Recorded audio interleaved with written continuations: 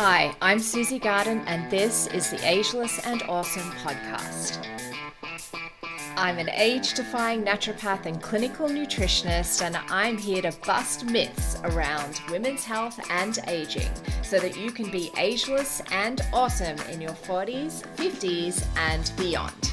The Ageless and Awesome podcast is dedicated to helping women through perimenopause and menopause with great health, a positive mindset, and outrageous confidence. Hit subscribe or follow now, and let's get started. Hello, gorgeous one, and welcome to this week's Q&A Thursday episode. And this week is a really cool question from Nicole in Perth. And I love this question because I get asked this all of the time when it comes to weight loss. And that is a question about calories. And specifically, Nicole was asking about why I keep I'm not very positive about calories when it comes to weight loss, essentially was her question. Why don't I believe in calorie counting when it comes to weight loss? And so I'm going to really love addressing this question. It really comes down to some very simple things. A calorie is not just a calorie. So obviously we know a calorie is a measure of energy. And when you're looking at calorie counting as a concept for weight loss, you're looking at calories in being less than calories out, which is your energy, your exercise, and therefore you should lose weight. And you know what? In some aspects, this can be true, but in many others, it's just not true. And from the number of women that come and, book in for calls to speak to me about their weight loss, their perimenopause, their hormones, etc., what comes out very clearly is most of them have tried calorie counting and it hasn't worked for them. And there are really some very simple reasons as to why this is the case. Firstly, there's approximately in a glass of wine, there's about 150 calories, right? So technically speaking, if you go by calorie counting, I could just drink wine all day, and as long as I didn't drink more calories than I was exerting, then I should lose weight, right? But I'm not going to be really healthy, am I, if I do that? A calorie in a piece of fresh fruit versus a calorie in a chocolate bar, they're clearly going to have different benefits on the body and going to make a huge difference to your health, your hormones, your brain chemistry, your gut health, etc. So that is one of the main reasons that I'm not a massive believer in calorie counting, because there is so many ways to cheat in that way in terms of getting the nutrients in that you need for good health.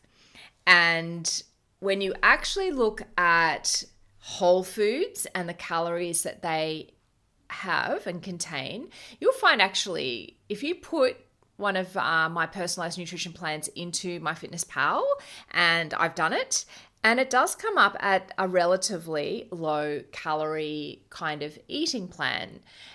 However, the thing is, when you are looking at whole foods, you are not wasting a single bite. Your body is getting nutrition from every single mouthful. When you're eating fruits, vegetables, salads, good quality proteins, everything that you're eating can be utilized by the body.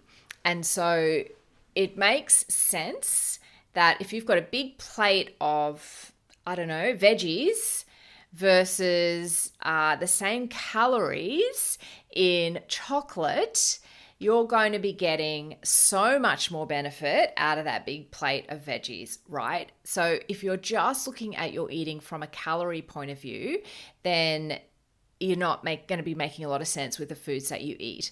The other thing is, when you look at the calorie model, particularly in regard to processed foods, fiber doesn't tend to get counted in calorie counts in foods.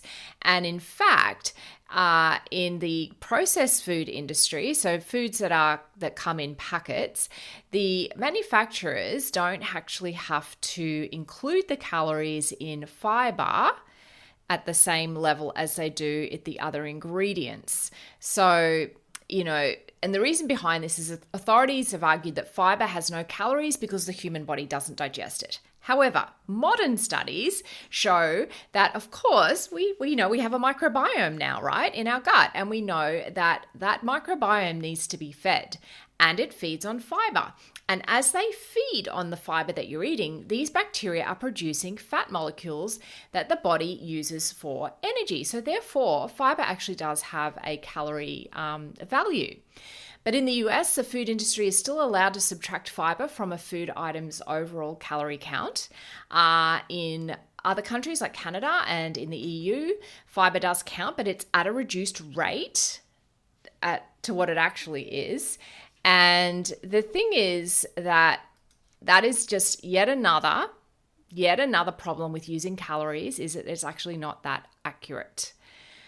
One of the other things that I have a problem with when it comes to calorie counting is that your body can't digest absolutely everything. As we mentioned with fiber, your body is not perfect at digesting everything. And particularly if you have gut health issues, and so many women that I talk to have gut health issues, have inflammatory conditions like endometriosis or autoimmune thyroid disease, and therefore your body is not going to be digesting your food as well as it could be or should be.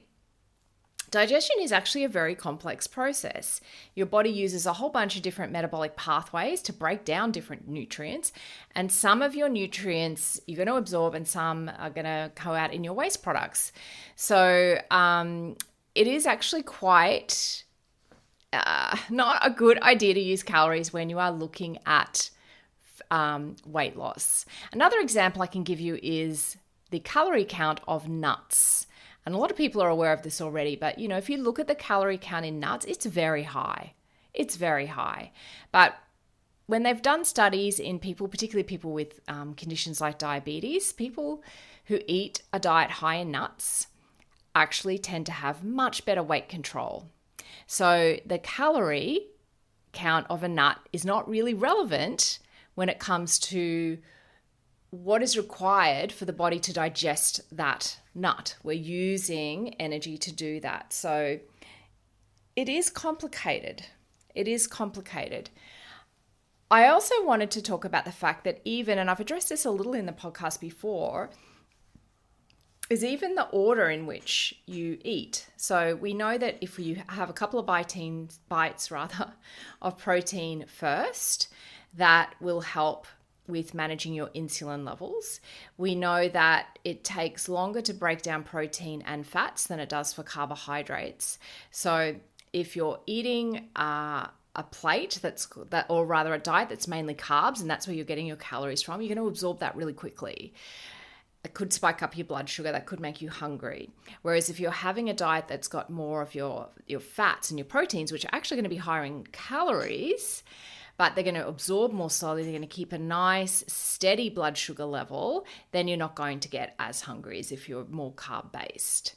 So there's just a few of the reasons why I don't like calories, and I find calorie counting is really not a great way to manage weight.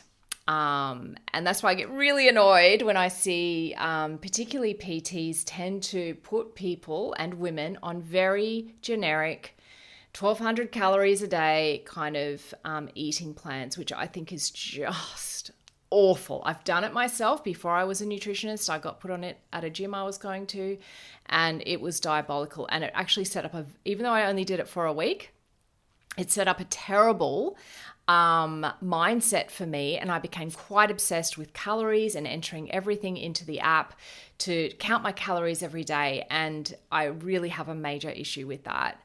And I was never someone that had much of any sort of disordered relationship with food, but that even after only a week of counting calories, it started to set one up. So I'm really, really anti that. So I hope this has been helpful. I think I've waffled on a little bit. There is actually a link to an article that explains it probably a lot better than I have, which I'm going to include in the show notes today. So I would love to know what you think about this episode. So please feel free to DM me at Susie Garden Wellness on Insta. Thanks so much for joining me today on the Ageless and Awesome podcast. If you liked today's episode, please make sure you click the little plus button if you're on Apple Podcasts or the follow button if you're on Spotify so that you can get each new episode delivered to you every single week. If you like free stuff, and who doesn't, then head over to susiegarden.com and grab my 8 essential age-defying secrets every woman over 40 should know right now.